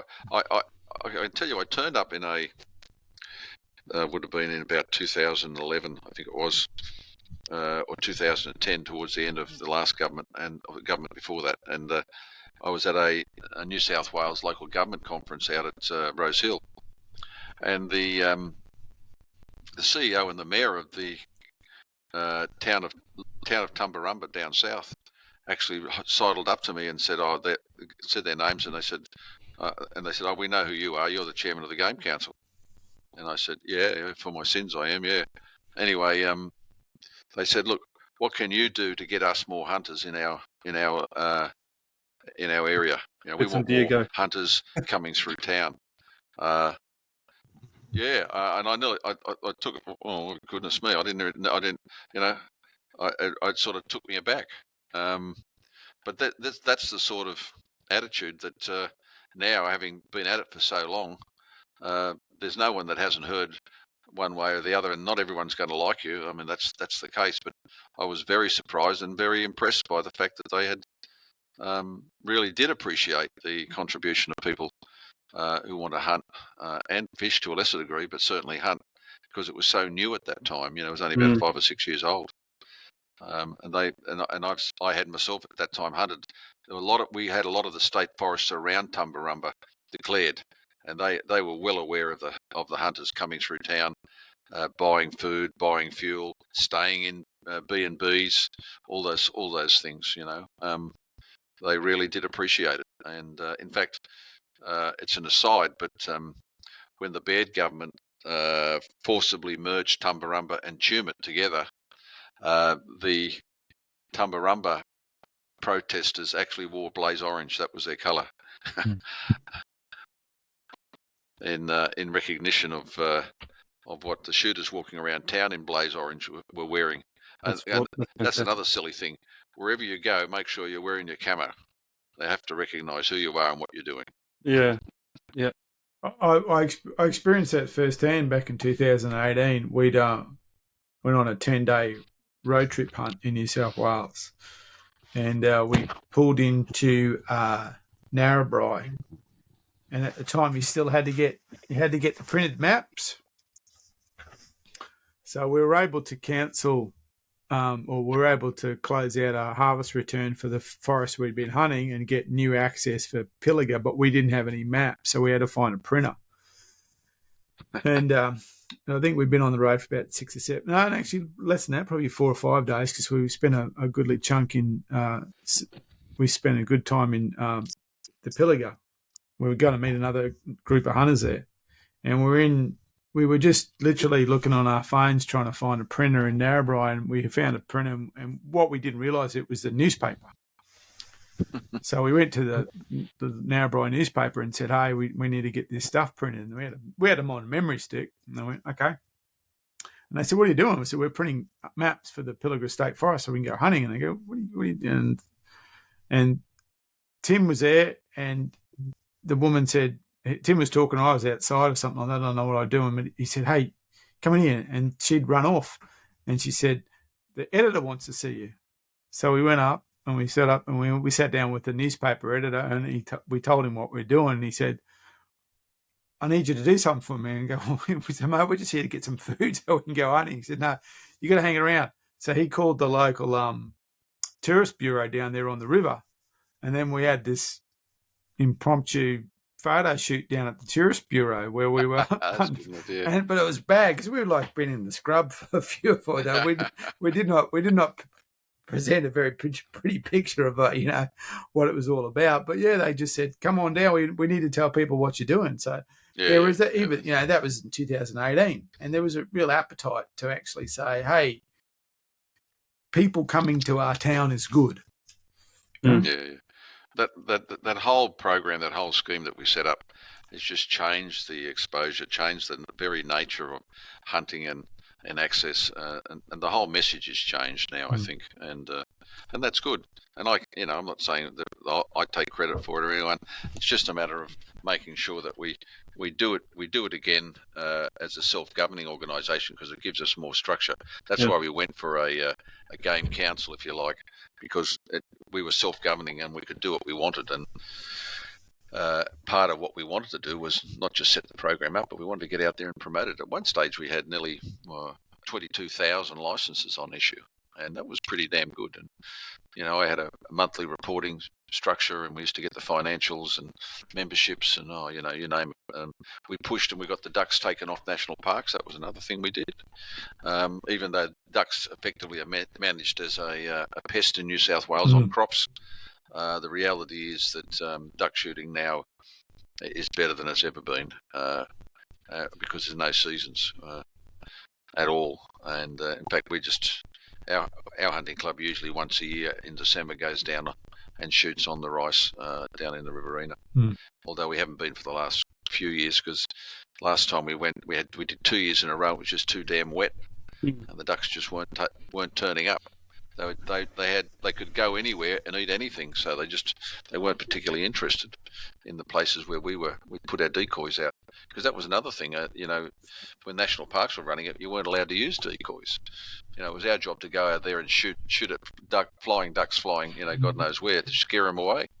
Well, guess what? We introduced a hunting culture for ducks, even though technically speaking we were still doing a program of pest mitigation. Reality is, I shot a lot of bloody ducks, a lot more under this program than I've ever shot before in my life. That's for sure. It's interesting. My old GSP, he's 15, nearly 16 years old. Yeah. You say that you started with the ducks under pest management, but it turned into a hunting culture. It seems that New South Wales, New South Wales hunting in state forest has turned that corner as well. It used to be. And I'm not saying that it's officially changed, but it certainly used to be about pest management, and now it's about hunters and hunting. There's a subtle change there. Absolutely right. Absolutely right. And I think that even more pleasing about that is that probably that change has been has been driven and also been experienced by the people who've been hunting in state forests for a number of years. And so now that's, if you will, that's the kind of the thought process. So new people come into it at that level of thought process. They come in at a point where it's more about hunting than just pest. So, the actual the gravity is actually more towards hunting as a cultural pursuit and as a pursuit of personal achievement and all those kind of positive things, rather than stack them and whack them because they're pests. And so I think one of the great things about what we do, Rob, is because we talk to so many new people, they kind of start at that point. They kind of say, I'm interested in taking an animal for meat. I want to know how to process it. I'd love to know how to make sausages and take an animal and things like that. So they're starting it with that kind of enthusiasm for something that you might be more akin to hunting rather than I just want to go there and flatten as many things as I can. Well, that's right, and part of what all of that's about is we used to have butchering days and sausage making days, and we still do that in our hunting club now. We have once a year we have a sausage making day. I mean, me and one of my sons, we're always grinding meat and making sausages. I was just talking to one of the executive guys today. We've got our Christmas party and AGM coming up at the end of November, and we'll do it here at my house, I suppose, around the pool, and do the AGM. And not on the village table, though. Which club is this, Rob? It won't be in here. What club are we joining to come and have Borsak sausage? That's a bit weird. Yeah, Sorry. club? Yeah, no, you're welcome. Join up, pay your money, come over. Australian Hunters International. That's the what I changed the name to. Oh, okay. That's the Safari Club. Safari Club in Australia. Yeah. I didn't notice. Google that right now.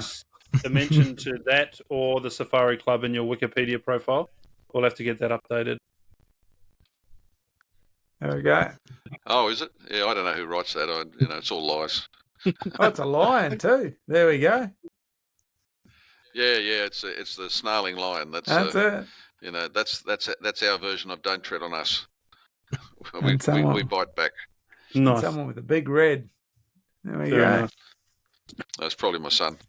I don't know what's on there. Our website's not that great. I'm just looking at it now. Yeah, but it's been a pretty good journey up till now, and I want to, I've still got plenty in me, so we just keep going, I suppose. I don't intend to do politics for the rest of my life either, but unless you're in the politics these days, you're nothing. There's nothing can be taken for granted anymore, and you'll always see change for change's sake, and for people that like to hunt, shoot, fish, 4-wheel drive, own dogs, doesn't matter what it is, there'll be some bum that wants to take it away from you, and that's simply because they decide they don't like what you're doing. Yeah. There's no tolerance anymore, for anything. We've just missed the sausage. That was in August, mate. We've missed it. I was just looking at that. I'm just looking at your 2023 club calendar. Oh, okay. We just missed it. The sausages were back on the 13th of August. The ducks are on between the 1st and the 5th of December. Oh, we can make that one. Yeah, in fact, we've got we're a little bit flexible on that stuff, but we're just in the process of checking out. One of our guys is ringing around at the moment, finding what's going on there to see who's got ducks and who hasn't. There's been a bit more cotton going in down there. The last time we went was not last year, but the year before, I think it was, and I never even put a decoy out because the birds just weren't moving. They were on adjacent waters, and we can actually shoot adjacent waters now too. That's another thing we can do. But I saw an awful lot of ducks in a reserve, and I won't go in and shoot ducks in a reserve. I don't want to get caught. No, that's probably a wise thing. But yeah. But look, I mean, it's just shooting and hunting has taken me all over the world, and we've got a particular set of problems in Australia that probably in terms of the animals we like to hunt and eat that I was alluding to earlier that are pretty unique, and we have to try and cut a line somewhere that says, well, we're not unpaid pest managers, we're cultural hunters. And I think I got up in one of those speeches that I talked about. It's all right for the Aboriginals to talk about their culture. It's only 60,000 years old. I mean, my culture, if I take my Polish heritage, goes back over 500,000 years. Yeah. They found remains of hominids in caves in Poland that used to hunt. I reckon one of them must have been mine, my long-born relative. So, just because I happen to be an old white man doesn't mean that I don't have a heritage too. Or that it's any less valid to the Aboriginal heritage that they keep touting and hiding behind. even if you have an Aboriginal heritage in New South Wales, doesn't mean that they'll give you any different privileges to hunt and shoot or fish that you. Yet they'll try and use you politically up as much as they can. So. There was actually something about that. I saw that they were actually questioning the hunting of sea mammals, weren't they? Which mammals? The sea mammals, so things like dolphins and dugong. Oh yeah, that's right. I mean, that's right. They it's all very convenient for the elites to be touting the advantages of what it's like to be an Aboriginal person and using that as a form of social transformation that will destroy our economy. But if they actually want to go out and practice what they want to eat dugongs or eat turtles or eat catch seals, all the things that they do. Oh no, you're not allowed to do that. Oh no, you're not allowed to do that. So again, it's just the transformation elites just using up the Aboriginal people for their own purposes. That's what it gets down to, at least in that space, and I think in a lot of other political spaces as well. And that's another reason why I think this whole voice thing for them failed 2 weekends ago. It was bad, ill-conceived, and the politics was shoddy. Very, very bad indeed. I don't know. You blokes all look like the sort of fellas that would have voted yes anyway. So ease up. I can see that on you. Thanks all kinds, mate. I'm not getting a rise. It's a broad church, mate. It's a broad church. But yeah. Anyway, it's that's a completely different thing. But there's all I'm trying to point out is that there's a parallel in what happens there and in other parts of what we've been doing. And the whole thing is, it's been an interesting ride so far, and I think there's plenty more to do. If I can get the Game Authority up again, if we can get the other programs up and running, if we certainly at the moment the government's talking about setting up a big koala national park where they'll destroy more hardwood forests to protect the koalas. They're running this bullshit argument that koalas are endangered, which they're not. The koalas that suffered the most in 2019 fires, I think it was, were basically those down the south coast. They were almost completely wiped out. And those forests down there, those national parks down there, used to be state forests that were managed once upon a time. And with no management, fires just went through them and burnt all the koalas and everything else that was there. The state forests, especially the hardwood forests, have been managed almost since white men arrived. I don't think the Aboriginals actually managed the forests in the way that we did. And they manage them for fire, they manage them for the timber, obviously, and also they've got very, very strict protocols around how they harvest to make sure that they don't harm populations of koalas and greater gliders and all the other stuff that are in the forests. But all these lies get told, political commitments are made, and next thing you know, more people lose their jobs in the bush simply because there's someone of the left, of the green persuasion, managed to get up and ask and keep pushing and pushing and pushing. It even happened yesterday in committee hearings with the Treasurer. One of the Greens was trying to convince the Treasurer that because the hardwood division in Forest New South Wales loses money, that somehow or other, why not just get rid of all the forests? They don't care about jobs, they don't care about people, they don't care about anything except themselves. That's their agenda. That's their agenda. That's a tough note. I don't think we can end on that note, mate. We have to end on something positive. Can't wind up on that we note. can't end. Doesn't work. We got to. Oh, something. We got to. The golf swing's got to be up, mate. We can't end on that one. Oh no! Well, I look. I'm very firmly of the belief that we're in the upswing. Good. So tell us about the upswing. Let's tell us about the upswing. I'll tell you about the upswing. Okay. Yep. Well, look.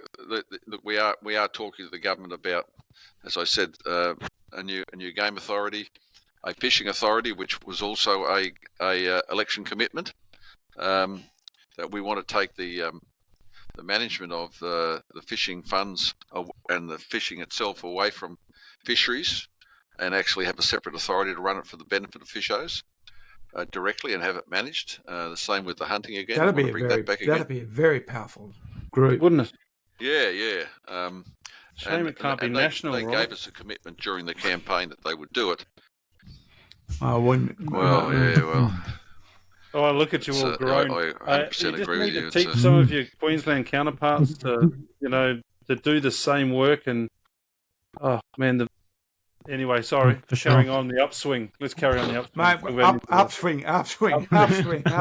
Focus on the upswing.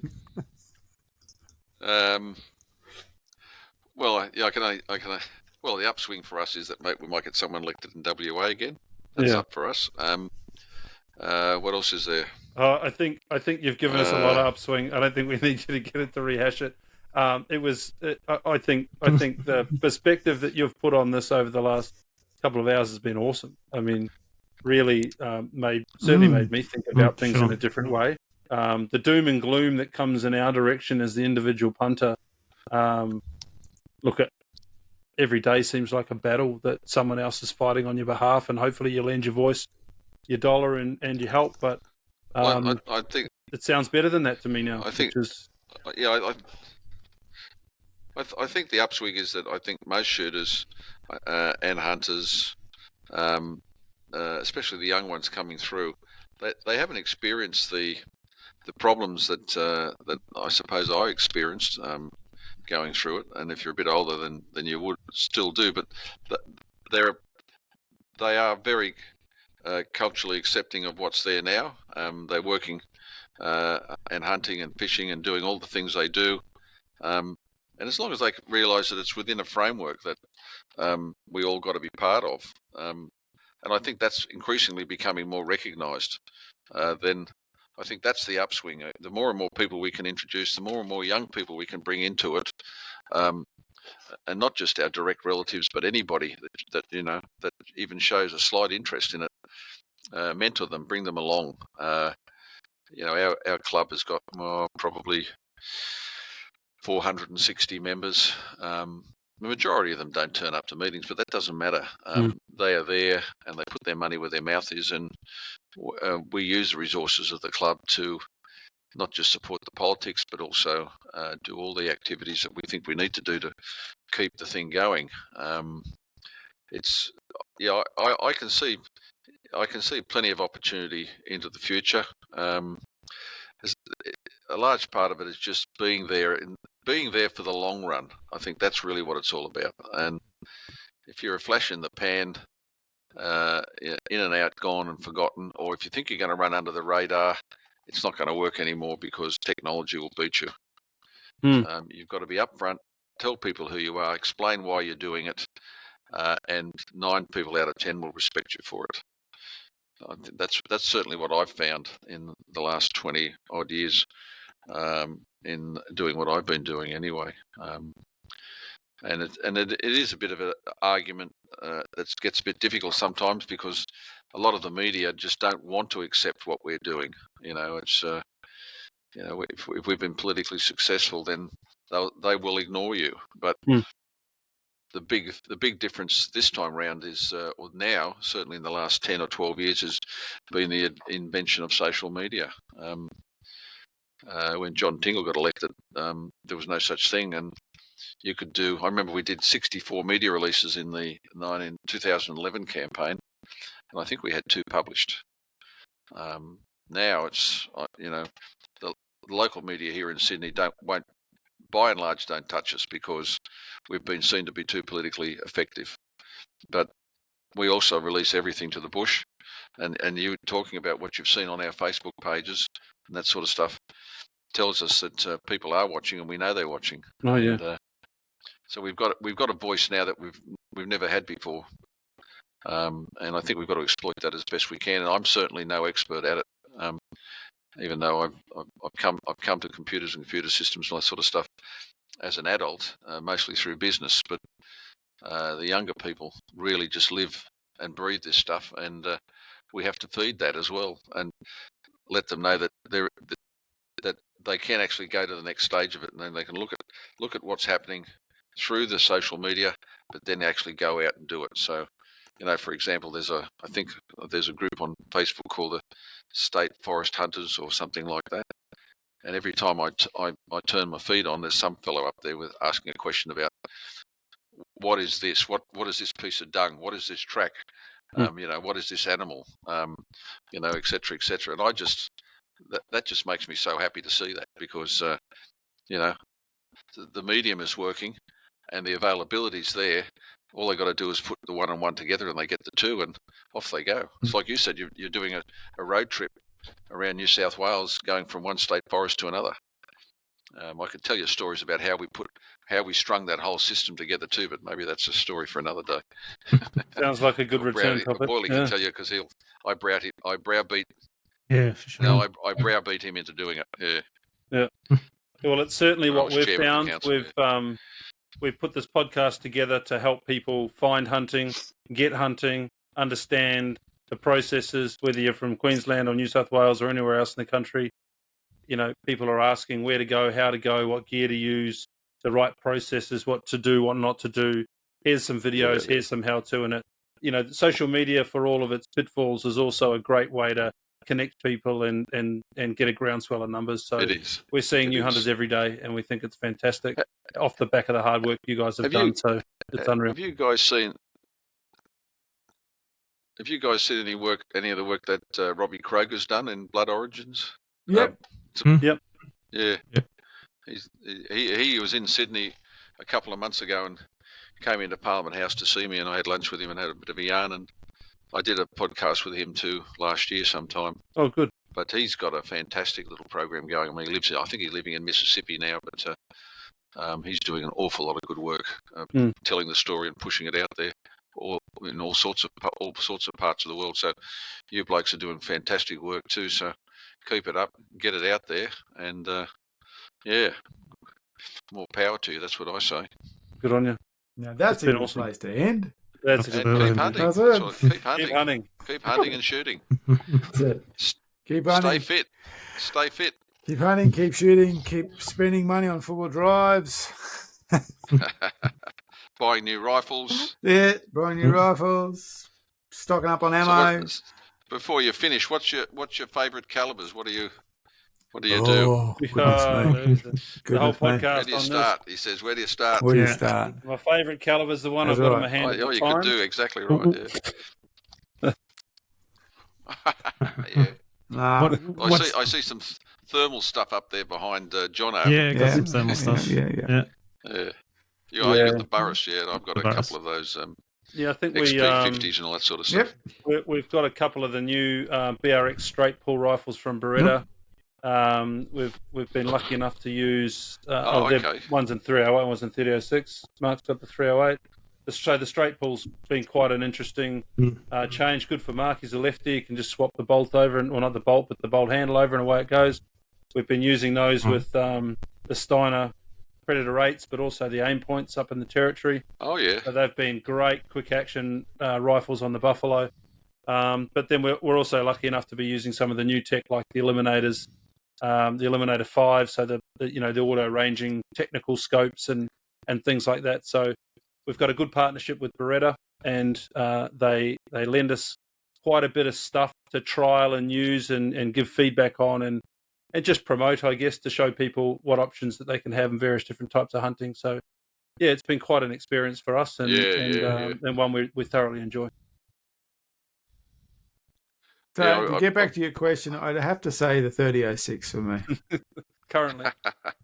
No, that would be that's actually the 3006 has been sleeping for a while. It's been 308 for a couple of years now. 308's the one. That's mine. If I got to if as you said, to what would be my choice, I think it would be the 3006. That would be my choice. Yeah, I've got a lot of rifles, but I shot my first deer with a 243, and then I sort of graduated from there up to 3006, and I actually very first time I went to Namibia in 1982, I think it was. I took a 3006, and didn't I kill some animals with that? that rifle. It was really fantastic. Then I spent a lot of time with the 270. I like the 7mm because it's a little bit flatter. And then probably the last rifle I bought a Merkel straight pull 30-06. Yep. And that shoots very nicely. But then I decided I wanted to check this thermal stuff out about, I suppose sitting around for COVID being bored. I went down the gun shop and wasted some money on that, and that's been a revelation, shooting with a thermal. I've killed a lot of pigs at night, and I've shot a few deer as well. But then I've got a couple of double rifles for shooting big game with. I've got a 500 Jeffrey bolt rifle.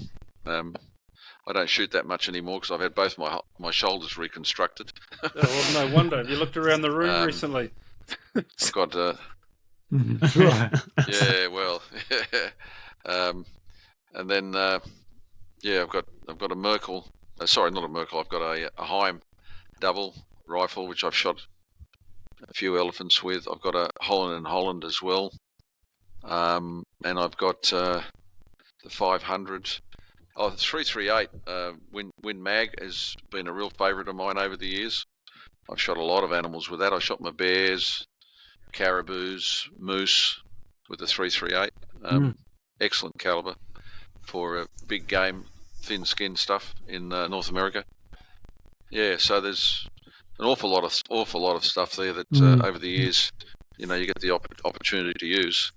And I've done all my own hand loading too over the years. Yeah, we saw the press next to the tar actually. When you did the scan, there was a press right next to the tar. Right, yeah. So yeah, as I was saying earlier, there's an awful lot of good stuff that this culture gets you into, and I even got the gun dog on the chair there. I reckon it's fantastic. Yeah. Oh yeah, really good.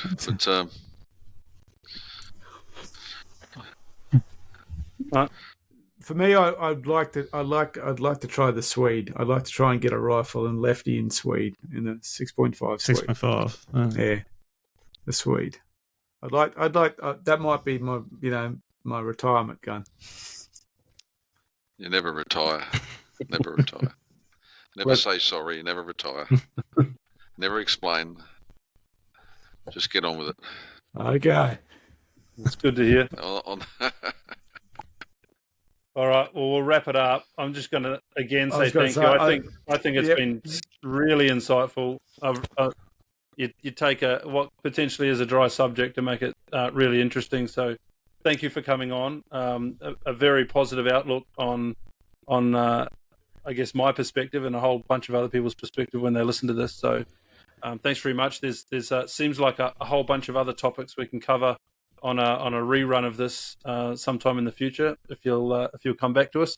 But thanks again. Say hi to Boyley for us, and maybe we'll catch you out in the field at some point. I will. Pottery Boyle. Pottery Boyle. Pottery Boyle. That's it.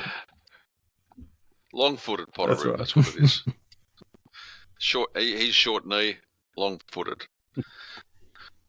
All right. Thanks very much, guys. Okay. Really good to chat.